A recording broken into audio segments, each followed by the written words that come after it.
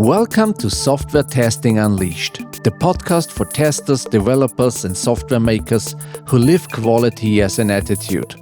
Get fresh ideas and sharp insights to grow your mindset, to learn new methods, and to drive real change in how we build software.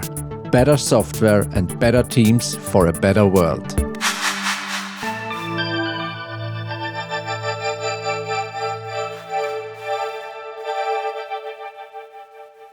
Hi, I'm Richie, software quality coach, keynote speaker, and book author.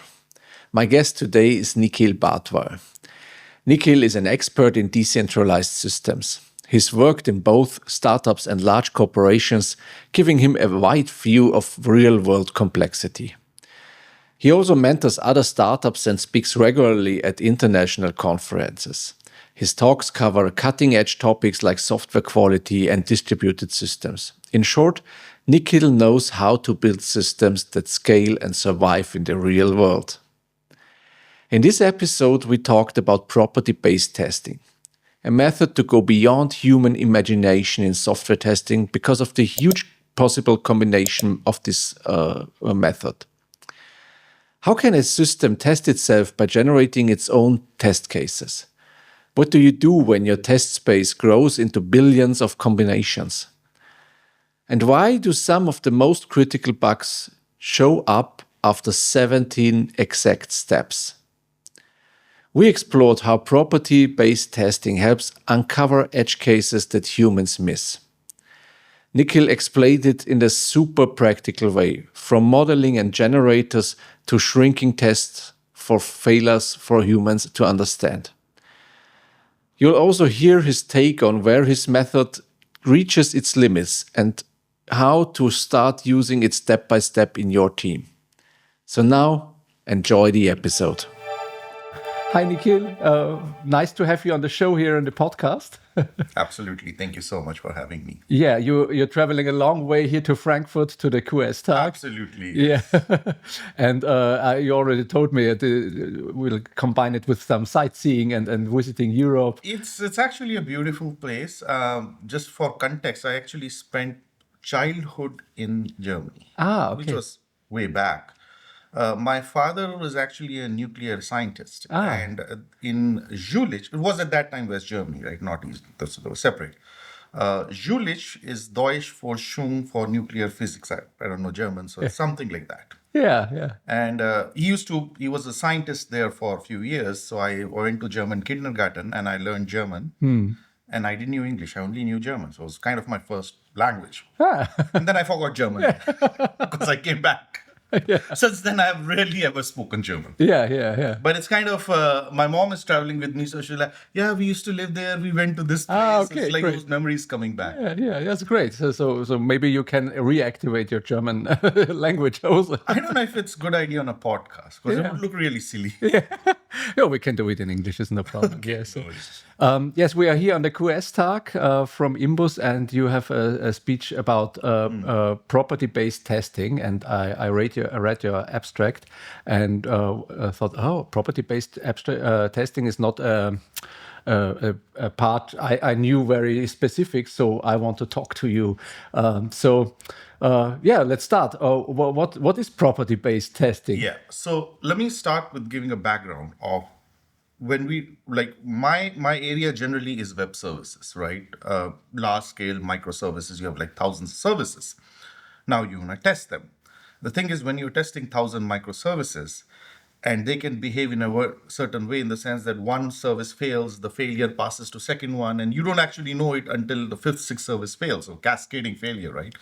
The number of test cases that you want to test or number of failure modes of a distributed system is huge. Mm-hmm. So in a simple mathematical term, assume that you have n services, right? And certain failures occur when 2 or 3 more services kind of fail. So now by simple maths, it's like n cube, where n is, 1,000 maybe. So n cube becomes what? A billion, million, something like that. Mm-hmm. And you want to test all these. How do you test it? Mm-hmm. Are you going to write 1,000,000 test cases? That's where the idea of property-based testing comes. So the fundamental a proposition of property-based testing is when the system gets too complicated, it is not possible for humans to write every test cases. So rather, we want these test cases to be generated automatically. How do we generate them? We know what the behavior of the service is, right? So if we say that this is the behavior of the service, if you pass a certain class of input, we are expecting a certain class of output, a system can basically write test cases for you automatically that can generate thousands and thousands of combinations of these tests and automatically test them rather than you writing them. Yeah. Okay.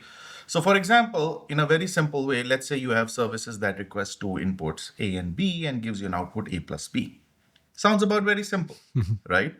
You would write some test cases 0, 1, 2, 3, some negative numbers, positive numbers, all those things. And if those test cases pass, everything is great. But the problem is that in real life systems, you have buffer overflows, you have integer overflows. At a certain combination where you approach that edge, it might be a possibility that the service would fail because you had a buffer overflow, you had an integer overflow, right? How do you test those?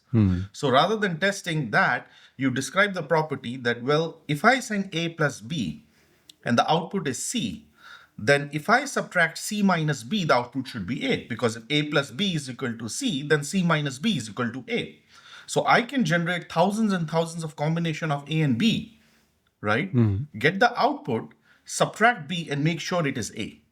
So your test case is not actually going to be what you're writing, what input you're sending, which is what typically, how do you test, right? You have like, okay, this is my set of input in I1, I2, I3, expect the output O1, O2, O3. Rather, you describe your system, right? Yeah. So I have described my system that the property of this service is that if I take the output and if I take one of the inputs and I subtract, the answer would be the second input. I just describe this property. I don't tell anything else. It's the system's job to write these test cases. Now, this is a very simple example, Yeah. right? But in real life, things are not that simple. So typically, property-based testing consists of three components. You have a modeling language, which in this case is a simple equation, but in real life will be more complicated modeling languages. Now, we have a lot of formal mathematics to describe these systems, right? I use TLA plus, but there are a bunch of them. There's formal specification. So we describe these formal specifications. That's one component, right?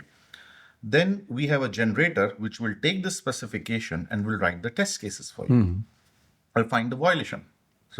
So now you found something is wrong if your test cases are failing. Then you have a third component called shrinker. Now, typically, because you're writing these test cases, and these test cases are, I would say, not super random, but intelligently generated from your specification, they can have long sequence of failure mode. So I'll give a real life example. A test was done on a Google level DB database or something like that. If you replicate 17 unique steps, there will be a bug. Which human can anticipate that these are the 17 steps that you do? Yeah. That will replicate all. Property-based testing was used, and within 1 hour, it found that bug. Right? Now, when it generates these test cases, generates a long sequence of test cases, right? So that's what the generator would do, and something goes wrong. You know something's wrong. But now for a human, if I give you a sequence of 17 steps and say, well, this is what the failure is, you'll be like, yeah, I don't know where exactly the failure is. Yeah. I mean, I understand there's a failure, but these are 17 steps. I don't know which of the 17 steps failed. So the third component is a reducer.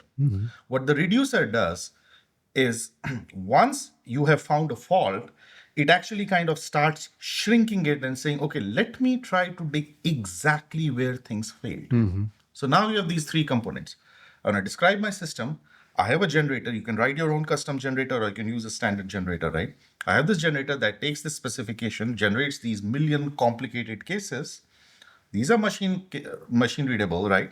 We generate these cases, we find these faults, and the shrinker will basically reduce these complicated test cases for a human test case and say, well, this is exactly where the problem is. That's how a property-based testing would work. And obviously, for every language, stack, framework, you have different kind of frameworks, right? That would be. And these frameworks are which technology have they? So there are a lot of them. Typically, there are some commercial, there are some open source. So there are frameworks for .NET. I actually have a very small demo for .NET framework, but I actually give a list. There are frameworks for Python.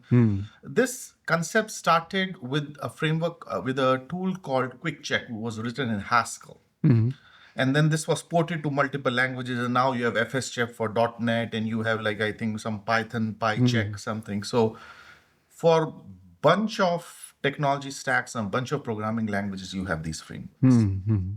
So yeah, there's no like property-based testing is a concept of this is how you test a system, right?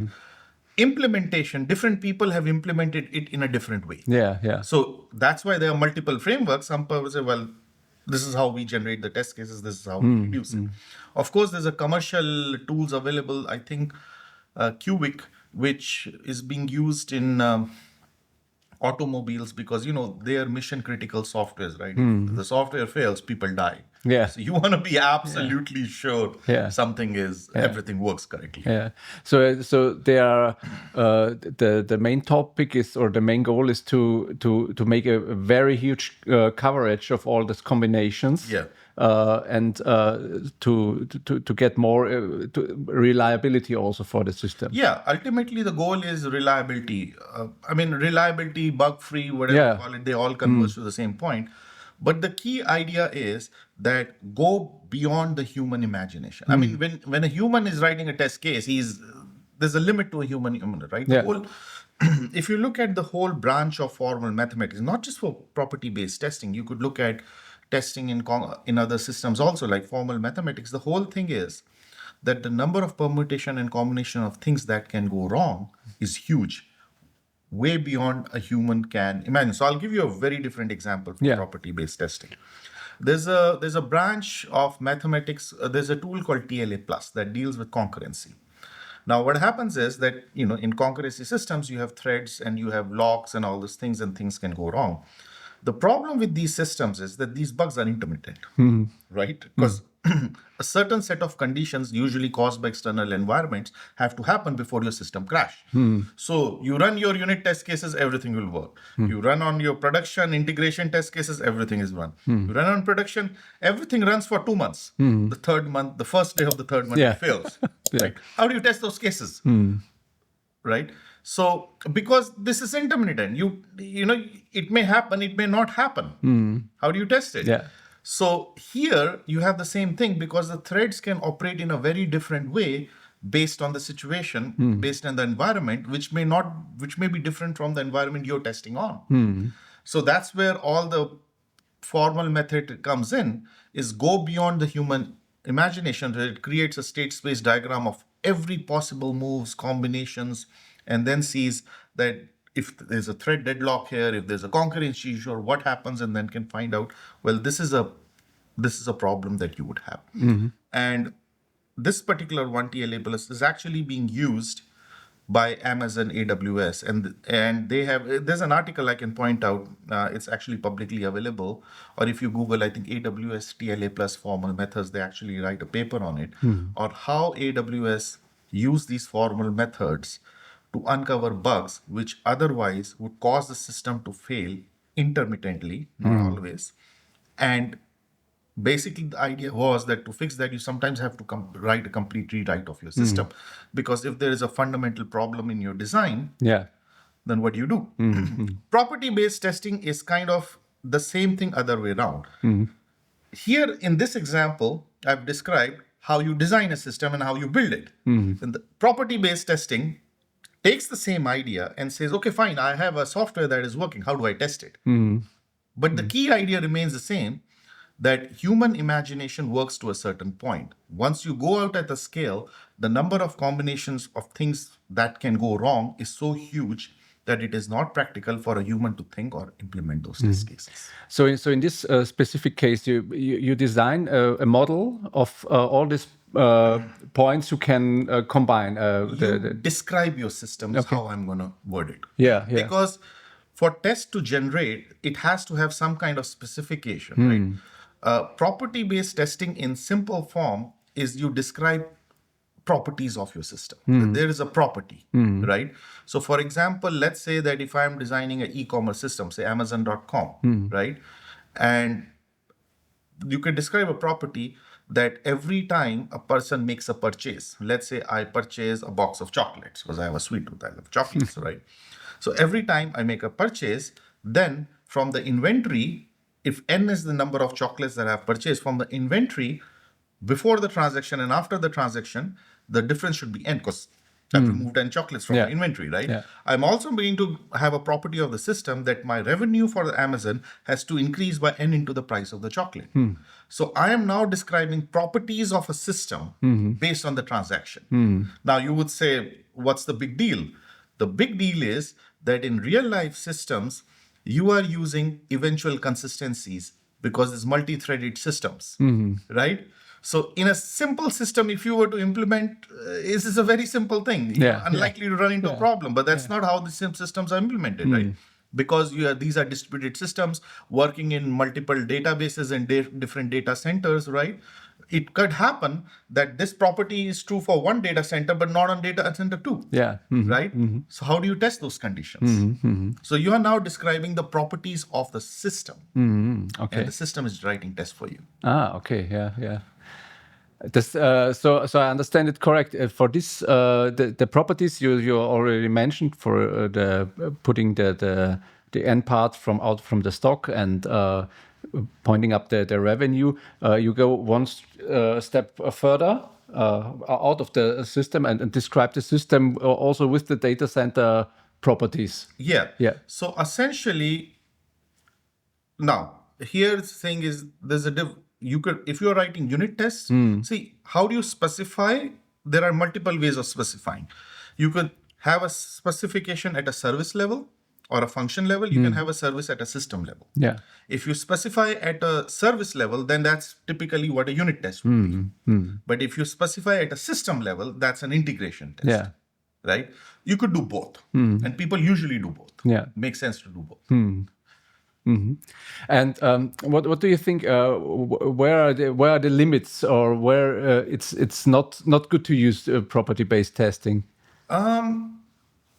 I think the limits would be that certain tests tend to be destructive. For example, way back, and maybe things have better now, but way back I was actually working at BlackBerry. So when you test, it's actually a phone call that you're making for which you're being billed. Yeah. Right? Yeah. If you're writing millions and millions of test cases, then you're making million phone calls, right? And for those million phone calls, you're going to get a huge bill. Yeah. Right? The same thing is going to be true for if you're testing your system at, let's say, you're building a system on top of AWS and you're writing some test that requires writing to storage and so on. You're being charged for all the resources that you're using for test cases. Yeah. And now you're writing like 1 million plus test cases automatically. So your costs can go out of control. So I would say property-based test cases are not good where the resources you're using for testing incurs a huge cost for you because it can spiral out of control. Yeah. I understand. Yeah.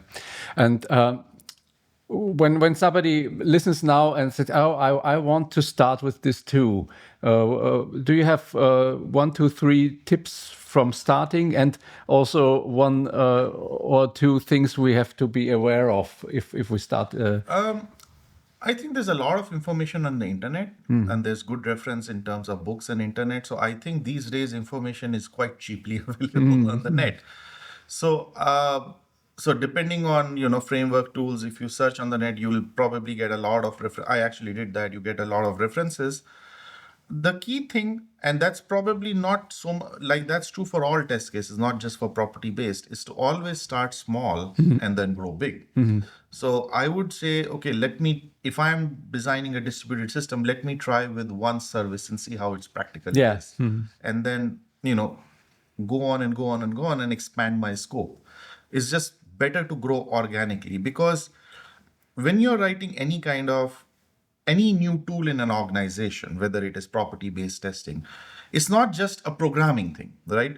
You have to make cultural changes. People think in a certain way. Now you're forcing them to think in a different way. It's not as simple as here is a new tool, write these 4 lines, right? you have to build that culture, the shift of mindset, right? So there's a cultural component to it. And then you have a large army of people in a large organization, right? Changing 1,000 people's mind, right? It's not that easy. Yeah. And I've worked on similar projects where we were working on not so much on testing and new build systems. And I had this shiny new build system and I was showcasing and nobody used it. Yeah. Why? Because they had skepticism, right? A very tough part of my job, actually, probably say toughest part of my job is not to write code. Toughest part of my job is convincing people to do that. Yeah, At the stage where I am, convincing people is a hard job. Yeah, And these are people like, I have 20 years of experience. I know what this is. What are you telling me? Yeah. Right? And now you have to deal with it. So generally, when you start small and grow big, and I'm not just talking about property-based testing. This is actually, even if you use kiosk testing or something like that, the principles still stay the same. That when you start small and grow big, if there are any risks of implementation, some roadblocks, you will find out early, right? The agile philosophy, fail fast. And also, if your tool is working for one service, then it probably will work for another service. It's easy for you to convince people. One thing that I've always tried is I always pick one customer in, like if you're working in a large organization, we have 50 teams, pick one team which is willing to cooperate with me, right? We'll have property-based testing. We have this new tool, whatever changes you're making, show them the value, and then let them go and preach those values to the other members of the team. Because here, when you're introducing a new technology, basically you are a seller and your developers are the customers. They have to buy that idea. Let's use property-based testing, right? And standard marketing, if some seller is telling you my product is great, the customer is like, he's going to say that, obviously. Yes. But when you get a recommendation from a fellow customer, oh, no, I use that product, it's awesome. Then you have a lot more confidence because obviously there's a conflict of interest, right? I would want you to buy my service. So I'm going to say good things about it anyway, even if it's shitty. Yeah. Right? So that organic growth has to be there in a large organization. If you're using like from a learning perspective, that's a whole different story. If you, I think one major topic can be in a team or in an organization. If you have all this stuff of combinations and this formal description, there is much more test cases than I can understand. So how do you deal with the topic of trusting all this stuff who gets out of the tools? I'm not clear about your question. So normally a tester has his test cases and they are very clear, one step after another, and I know what they do and I can check them, and that are my things. So I trust these test cases I designed. With this property-based testing with a lot of combinations who run, and I don't even maybe see them all. So how can I trust them? When you run a property-based tool, you actually get, when the test case fail, you actually get a complete sequence of what happened. So there you can actually see if it's a valid one. You can write a test case for that specific one. Okay. Right? I mean, there are millions of things that can go wrong. I agree that in certain cases, there's a possibility that there are false negatives, right? That it actually is not a failure, but it's maybe a bug in how you described your system. Yeah. That can happen. Yeah. Right. So the thing is, you can and you should verify that the failure that happened, is it actually a failure? Right. Yeah. So what the system is doing is it's kind of not so much replacing a tester, more than it's assisting a tester. So a million things can go wrong. A human can't comprehend. So what the system has done is from those million, it has picked these are the 20 things that could potentially go wrong. Then I, as a human, I don't have to go through all the million combinations. I just focus on the 20. Now, in those 20, it could be that some of them are false negatives. But there's always a human supervision because once you begin, okay, this is something that has failed, I have to fix it. You first have to understand what is happening. And this is where the role of the shrinker is. I mean, that's exactly what the shrinker is trying to tell you. It is trying to tell you exactly where things went wrong. Yeah. I think this is the shift to see it as an assistant for the tester. Exactly. Yeah. So, separate from property-based testing, with all this generative AI, there's a lot of Yeah. debate on humans are going to be replaced. I'm like, humans are not going to be replaced. AI is not replacing humans. It's assisting humans Yeah. in become more productive. And that's exactly what property-based testings are doing for you. Yeah. It's just making you more productive, not replacing you. Yeah, yeah. A great topic. Thank you very much, Nikhil. It was very interesting for me. Such a new topic for me too. So I have a lot of questions. So thank you very much to give us this insight. We'll put some information. Maybe you have some tips and references we can put in the show notes so everybody can read Absolutely, articles if there are a lot. And yeah, I wish you a good time here at the QS and a good speech afterwards and a good time in Europe for traveling. Absolutely. I look forward to it quite a lot. Yeah, thank you very much to be here. Thank you. Thank you. Bye. Bye-bye.